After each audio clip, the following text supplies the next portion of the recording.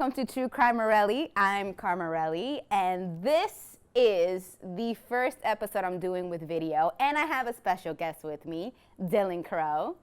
Dillon and I have been friends for a while now, and he's family to me, and he's just an amazing painter, filmmaker. I don't even know. The list goes on, but here, Dillon, go on. Take the ball. Been invited here today to talk about a very dark subject matter.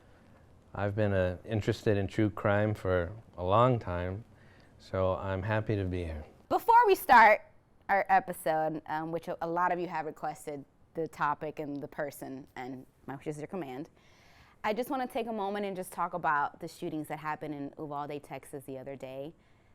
What happened is devastating with these kids, knowing that these parents woke up one morning, took them to school, and they never got to see them again. Something needs to happen. I think that it's time for us to wake up and just stop saying they're going to do something and actually do something. I think it's time. The numbers in this country when it comes to shooting is insane. And I don't know how you feel about it, Dillon, but... Well, it's horrific. To think that children can't go to school in a comfortable environment without feeling someone's going to shoot them is pretty terrible. And like you said, the numbers, just the shootings like this that happened this year is mind-blowing. I will be talking about this case eventually and more about school shootings and stuff. And it's crazy. A lot of these people do have mental disorders. And it's just insane that they don't do background checks or, mental background. It's mind-blowing to me. This kid can't even buy alcohol, can go buy a rifle. But that's our country, and it's time for a change, U.S. It's time, so let's do that. So my heart and prayers go out to the families. Amen. Amen. Now we're getting into the serious stuff. And this is why I brought Dillon in, because Dillon... when it comes to this stuff, it's a rabbit hole for me every time we talk. So today we're talking about one of the OGs. Jack the Ripper was the OG, we talked about it, but Ted Bundy is the modern OG for us. Well, not as modern because, but you get what I'm saying. Ted Bundy is one of those OGs where I think motivated future serial killers to try to follow his footsteps. Well, I believe the term serial killer was coined in his case. There's so much information that we can just talk about, and I'll be here for like 8 hours, maybe 8 days, who knows? But I want to talk and get down to certain things, because there's a few things I didn't know about, and I was researching before this thing, and now that I have you, we'll definitely get into some deep shit. Literally. So with Ted Bundy, here we go. Ted Bundy was killing from 74 through 78, I believe. He was known for decapitating these women. He was known for going undercover, claiming he was a cop, claiming he was injured, to lure these women into his car and then kill them. Mind you, he also had sex with them after they were dead. He would bury them in the Catskill Mountains? That was his burial place. Many mountains. But he would bury them, and then he would come back to where they were buried and continue to doing all these devastating things. It was so obscure, and the fact that he would do this and not have remorse is mind-blowing to me. And what I'm trying to figure out, and that's why we're talking about it now with you, to see how, where can we connect, is what made him do this? Because a lot of serial killers, and this is why one of the reasons why I did the podcast, is to talk about the childhood, because people don't talk a lot about serial killers' childhood. I don't know why. I don't care. This is why I'm here. With Ted Bundy, there really wasn't, from what I've read and researched, anything like traumatic, like mentally, or So what do you think happened? Well, his childhood is shrouded in a lot of mystery. He grew up in a very conservative Christian home. Yeah. And with that fact, we must assume that they weren't particularly open about what might have happened behind closed doors also. That's very true. It's very different from today's family, where maybe a family member of a serial killer tries to use that to exploit fame for themselves, maybe. Back then, it was a huge disgrace, not to say that it isn't today, But back then, being from a conservative, traditional Christian home, this was something they did not want to talk about, specifically his mother as well. So his childhood, I think, we must assume something went bad somewhere. What we will never know for sure, but there are instances in which the darkness started at a very young age. Do you think he was born evil or he was made evil? I personally think I believe in psychopaths. I think that Ted Bundy was born evil, in my belief. Because it was just, from the age of 3, there was that incident where his aunt woke up, I think it was his aunt, where she woke up and there was just knives around her, and he's 3 years old, literally smiling at her as she's in bed. That's creepy, Dillon. I mean, that's like, that's stuff of movies. The power of Christ compels you. Yeah, exactly. Kind of shit. Do you think? Well, it depends when the evil starts. Now, one could say that his grandfather is actually his father. And so that is a big rumor that he's a child of incest. This is true. So that would be an evil initiating him into this world. Rabbit hole! That's me. Well, that's the thing too. Like, I've heard that he was created through incest. Possibly. Yeah. And that's the rumors. I have a feeling with the way, and there was an incident, I remember, because me and you always talk about serial killers in certain situations, and you told me that there was one incident That's where, right. is it the mice, right? He had a box? His lawyer wrote a book, and it details the trial with Ted Bundy, but also a few insights that he picked up while spending so much time around Bundy. One of which is that Ted, as a young child, would have a box of mice. He would go into the woods with this box, open it up, and spend time looking at all of them in the box, and then deciding which he would take out.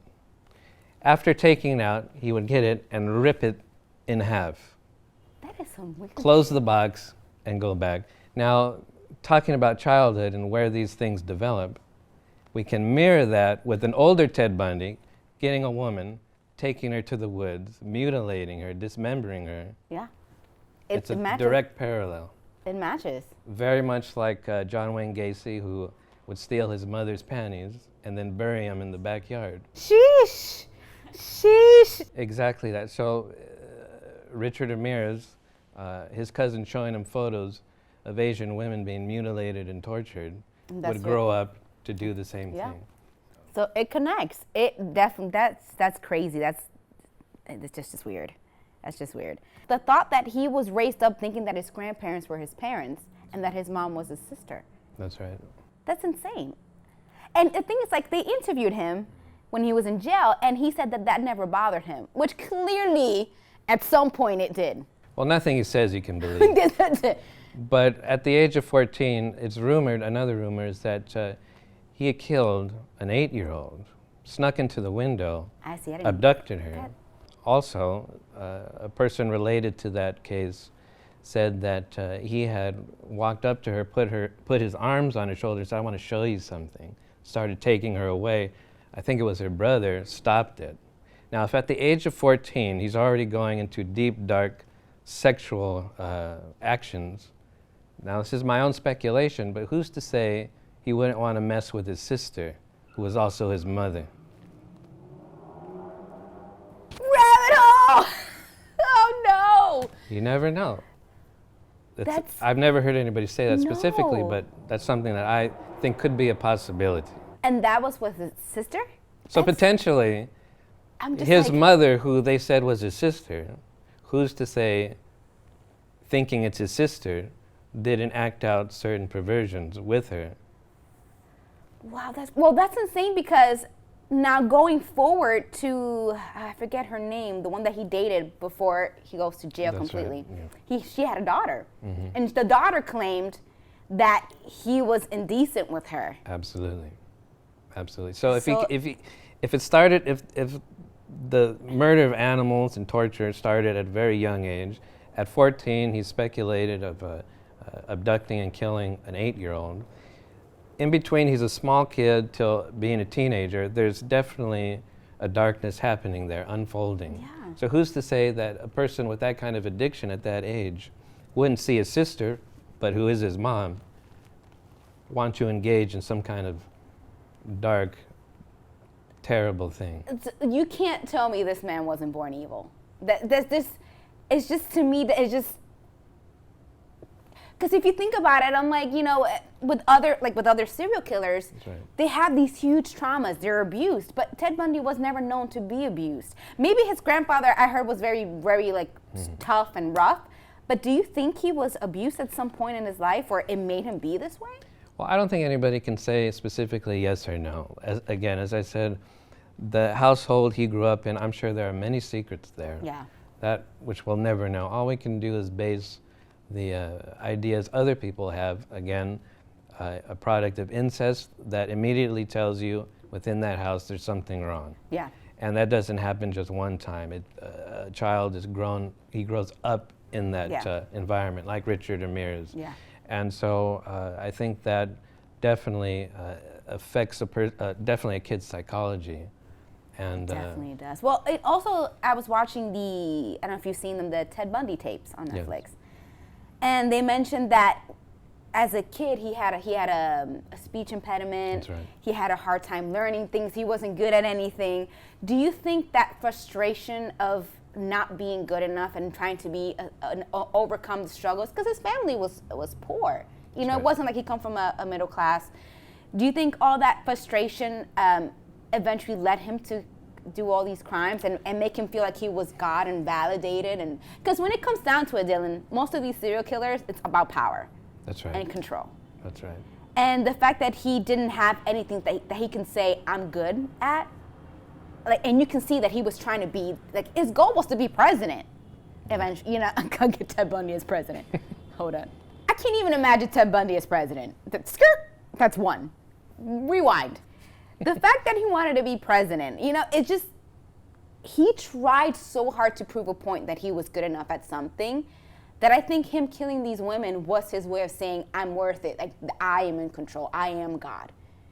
I believe that. I think he says himself is that it wasn't just about sex. It was about having that power of deciding whether this person lived or didn't live. A lot of times he would stalk a woman and not eventually try to pursue her.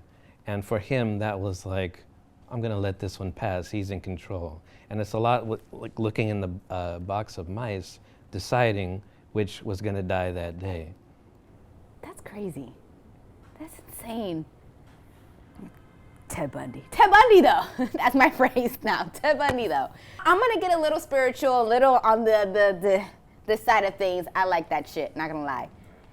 The darks. He claims he had an entity. That's right. What do you think of that? One thing a lot of documentaries and books touch base on are the fact that he was a handsome guy. He's kind of a playboy killer. Smart, intellectual, yet a killer. But they don't touch base on the spiritual aspect. Now, he grew up in a traditional Christian home. So one must believe that through his childhood and through his killing spree, he had a direct knowledge that he was doing bad. He grew up knowing that Satan, God, sin, hell, all of that. And so as a young man, fulfilling ultimately a serial killer's lifestyle growing up, he knew exactly what he was doing. Yeah. And so I think generally I use serial killers to describe things. And so I'll use another, Richard Ramirez, who said, I knock on certain doors. Yeah. And I think Ted was knocking on these doors. And I believe that he was possessed. And why do I say that? Well, there are certain people that gravitate towards darkness, to smaller and greater degrees. For instance, there's this podcast we're doing here. It's not about sports stars. It's not about famous women throughout history. It's about serial killers. Yeah. Now, most normal people wouldn't want to do a podcast about that. which goes to say that there's something in you and in me that find that somewhat attractive. Now, what particularly stops you from doing that thing? It's basically your morals. You read about it, you watch movies, you have a podcast about it, but your morals kick in and say, well, it's only going to go so far. I'm fascinated with it to a certain degree. Someone like Richard Ramirez was fascinated with it, but kept knocking on that door until he ultimately became one. Yeah.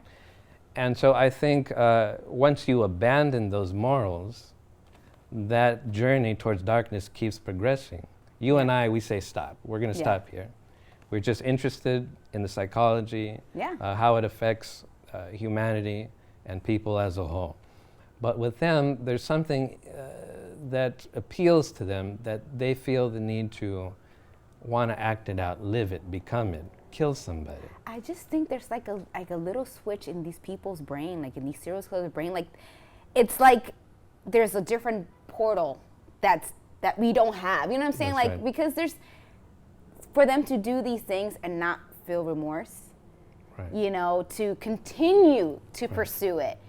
Because he said he thought maybe after the first one it might cure the wanting, and he continued, and the crave was still there, and he continued. And it was like he's never satisfied, you know, and he killed like over 30 women, I think. That's right. Well, I think Ted kept knocking on that door. When you knock on the door, eventually it opens up, and that which is behind it becomes a part of you. And this is what he describes in a lot of his interviews, that there was a split personality there. There was the Ted who his family knew, who the people that he went to school with, Ann Rule, who used to do suicide prevention with him on the telephone, who knew him as an outstanding man, who would chase after somebody who just stole the purse, come back with it, and be a hero. Yo, mind you, Ted Bundy used to do that suicide prevention hotline. On top of that, he was in a rape prevention program, and on top of that, he was in a program for missing women. What? That's right. And so that split opens up to another side of him.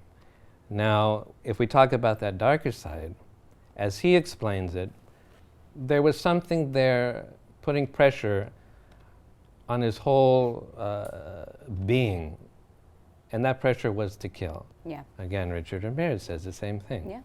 Yeah. Richard says, the pressure was so great, if I didn't act it out, I would be crushed by it.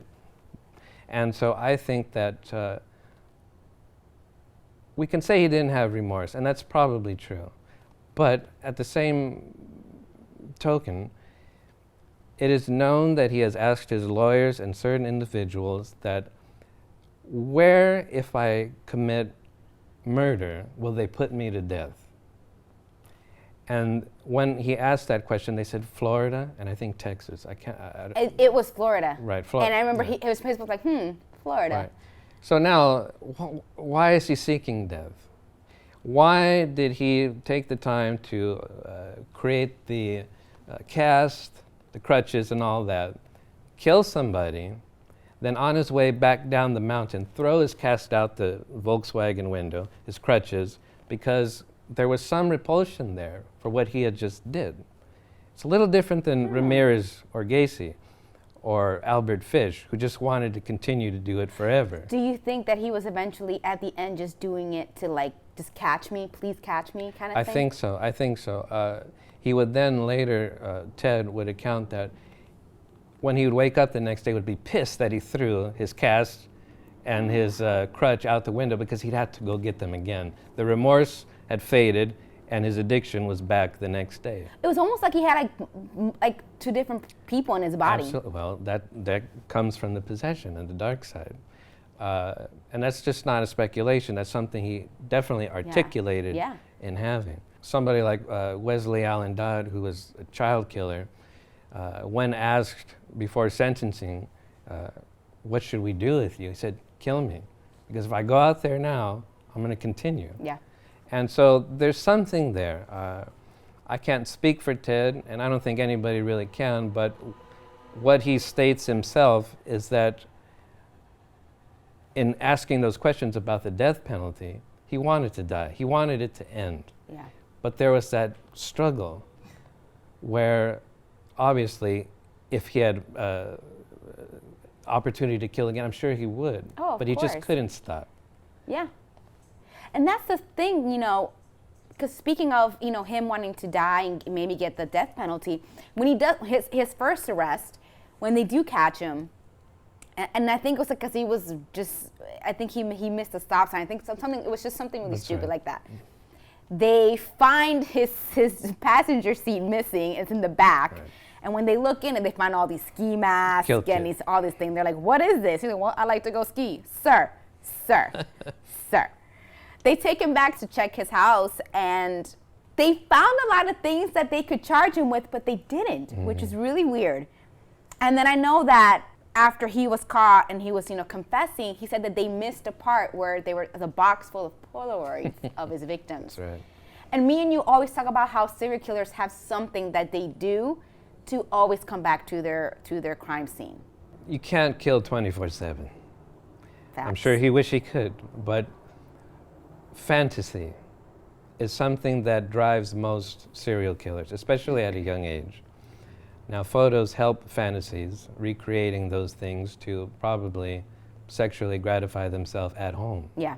when they're not killing. Many serial killers have done that. And through that fantasy, well, what is fantasy? It's almost like a prayer in the sense that we're imagining something, we're hoping that it happens over and over and over. It's like a mantra. Yeah. Woman, kill, rape, Yeah. fantasy, enjoying it. And that becomes so intense that they ultimately have to go out there and do Yeah. it. Is So, that urge? yeah. Is that urge? It's like stealing. Exactly Some people that. do it, and he was doing that. He was a thief. No. Yeah, Elizabeth Kendall. He was bringing That's TV, right. bringing the TV in, and she goes, "Where are you getting this stuff from?" And goes, "If you fucking say anything, I'll fucking strangle you," or That's right. something like that. And I was like, "Oh God, he right. was killing people, That's stealing right. and shit." So that's crazy because that makes sense. I have a question though. If he really wanted the death penalty, why did he escape multiple times? And first of all, hold on. I'm a rant. Why is it that every serial killer escaped like 3 times before they actually get caught? It's like the cops didn't do their job. I don't know if the cops are just like la-la-la gagging somewhere else. They're always letting them go. How do you let Ted Bundy go 3 times, or 2 or 3 times? To answer the first question, I think, again, he had this split where he wanted to kill and he wanted to be stopped. So he escaped knowing he wanted to kill, he had to get it out. Went to Florida, that he already knew Yeah. was going to have a death penalty, made a beeline straight to Florida, and did the most horrific killings there, especially to the young girl, almost brazenly, in order so that they would execute him. Yeah.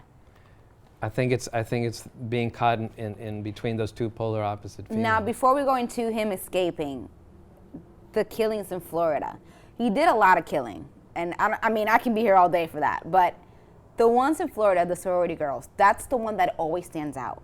Because he went full on violent. That's right. It was like he wanted to prove a point, or if this entity wanted to be like, this is who the fuck I am, I'm gonna do this.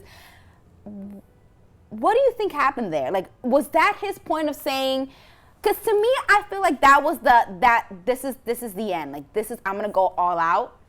This is what I'm doing, and that's it.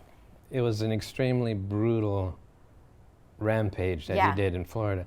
Now, I believe that he let that entity come out the most it was ever out in his was particular that? life. Yeah. In fact, when they found him, they say he was like in this trance and daze. And it wasn't because he was in drugs. I think because he was floating in between himself consciously and that other dark side. I think he was kind of lost there, having fully exercised an incredible bestial killing spree. Yeah. So I believe that for sure. I'm gonna go into details in this killing. One of the girls was strangled to the point where it was almost she was being decapitated. Right. And then I think there was a bite mark on one of the girls' breast, That's right. and then a bite mark on one of the girls' butt cheeks. Because of this, that's how they found him. That's how they knew it was him. Eventually down the road, they took him and they made a cast of his teeth, and they matched it. It was 110% him. And the fact that that night he was on a this one. I think 2 of them survived. That's right. There was like 4 of them in total. 2 of them, they were able to survive. In my mind, like we just said, like it definitely had to be like, this is the end for me. And the entity was like, I'm gonna make myself known here. And there was a couple of times in interviews you would see him and his eye color would change. That's right. He had baby blue eyes, right? That's right. And it would go black. That's and right. some of the people would say that, like, yeah, his eyes would change when he would talk about these victims. I wonder if at the end, when he was confessing to the priest, did he ever say, you know, I wish I can go back. I wish I can not do this. I wish I could have taken control of this entity. Well, in the last interview with Dr. Dobson, who was a Christian, that gave him basically the opportunity to describe how Ted became Ted, and in his own words said it was through pornography. Yeah. Could be true, could not be true, could be more to that, could be, who knows. Yeah. But in that interview, Ted says that he is a born-again Christian. I don't necessarily believe that. I think there was a part of him that wanted to please his mother and family in prison, to say something like that, to at least give his mother some hope. Yeah. Ted, but I think ultimately, I don't think he could make that connection spiritually. I think he was too far gone. Yeah. But one could also say nobody really knows. He could have, on the way to the electric chair, felt something he never felt before. That actuality of the crimes he did and how it affected him, and he's facing death. That could have put him in a totally different mind space. No one will ever know. But no one. And it's also the fact that, you know, when he did go to jail and he did escape multiple times, he got to defend himself. The fact that he first of all, don't get me started on this. Ted Bundy had white privilege. I'm going to say it. Because you didn't see Richard Ramirez defending himself. They didn't give him a fair trial. That's a different story, different episode. We'll talk about that later. With Ted Bundy, he really thought he was innocent.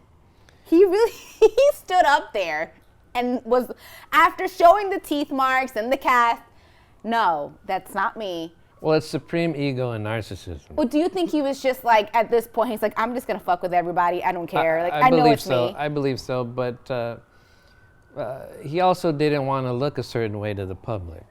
I think he was very concerned about his public image, too. Yeah, but he did like the attention. Oh, absolutely.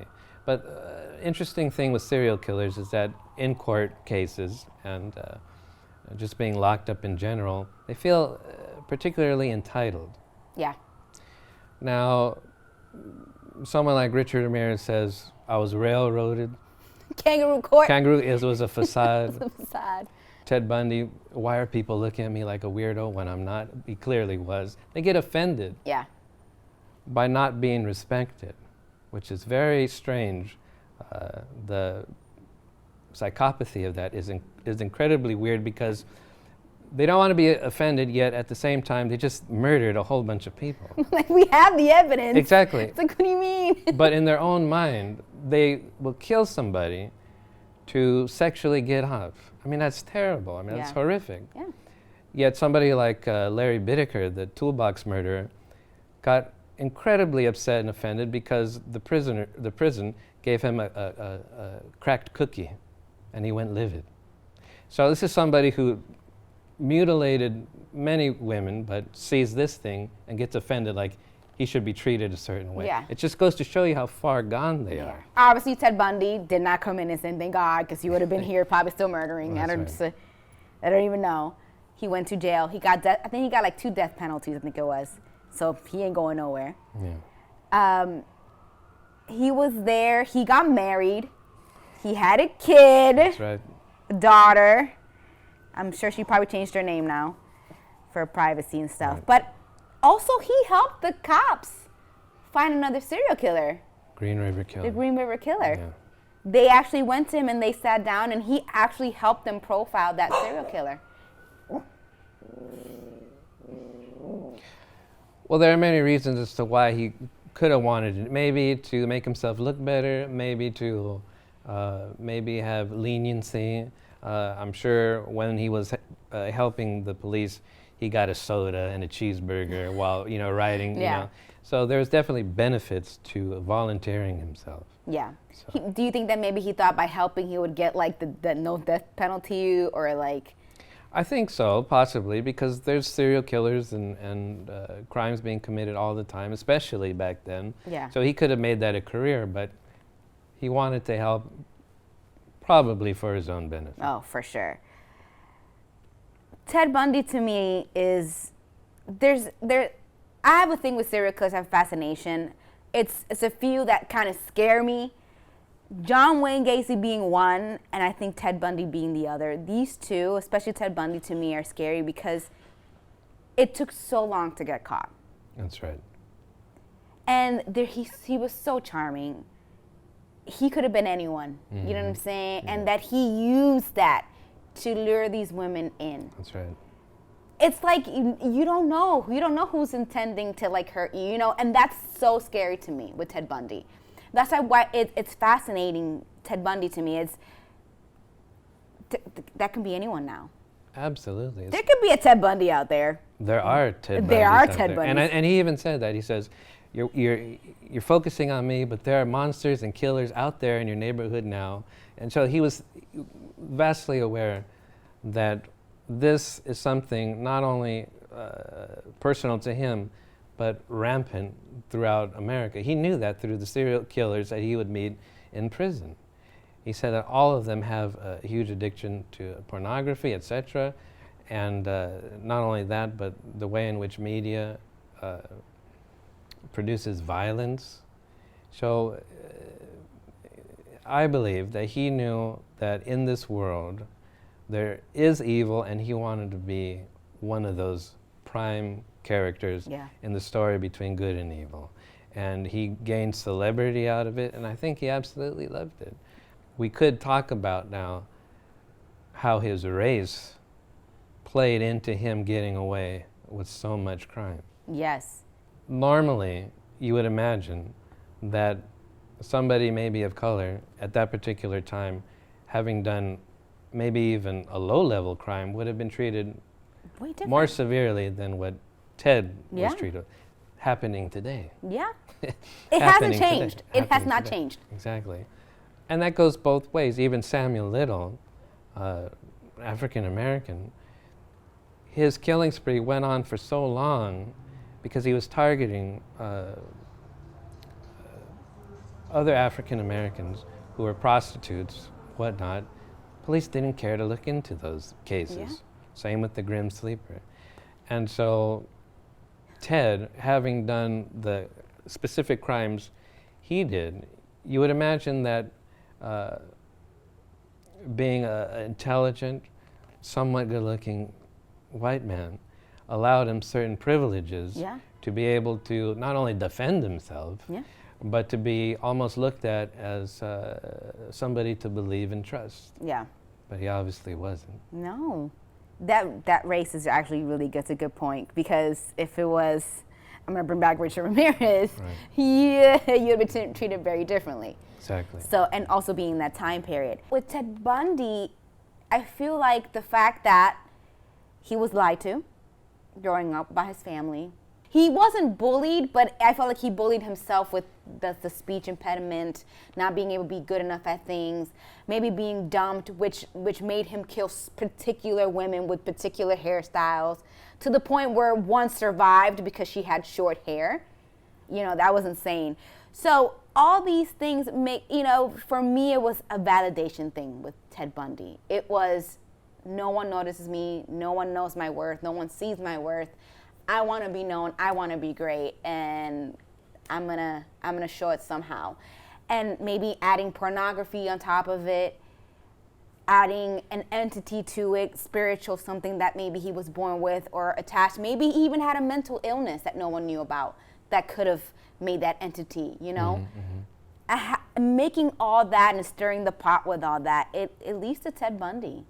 And Ted Bundy, knowing he was white, he went to college.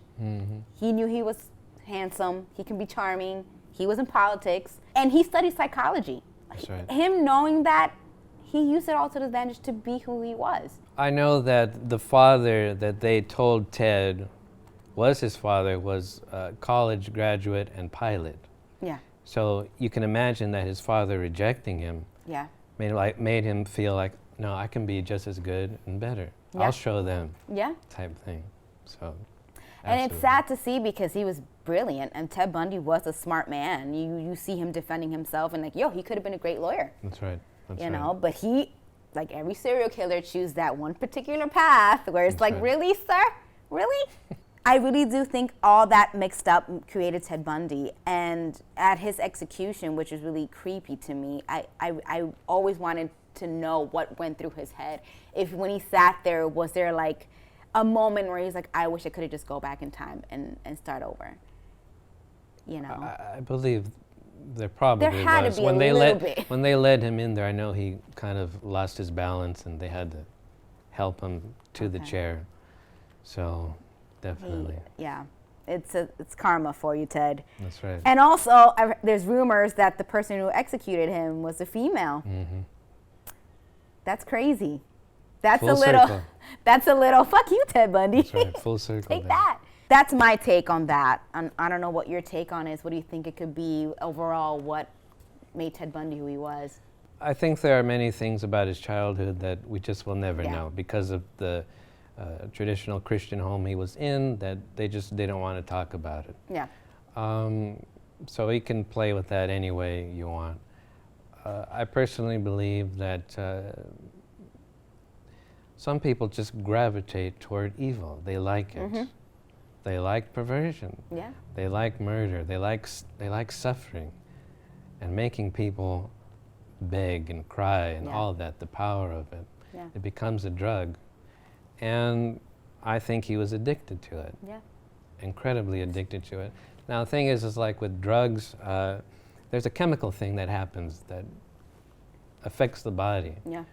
But I think with certain sins, we'll say, affect components of the spirit that are just as real to the human body, but in the spirit, Yeah. and they become an addiction. Yeah. And there's something there that psychology hasn't touched base on yet because it is a spiritual happening, but it's worth exploring because I think once you open certain doors, there's, we'll say, a spiritual chemical imbalance that happens that addicts one to that horror through whether it's trauma, whether it's resentment probably. Yeah. Ted had huge resentment. Yeah, definitely resentment. And so I believe that's ultimately the feel in which he did and why he did what he did. So. History repeats itself. We know That's this, right. Dillon. You know, That's it right. may be modern times. We have the technology. We can't have the old school Ted Bundys because we'll catch him quick. That's right. But there's always a kid growing up in the same style as Ted Bundy. Absolutely. Is there any signs that we can always be aware of like, you know, what do you see in that so we don't have a Ted Bundy happen again? I personally think it's too far gone.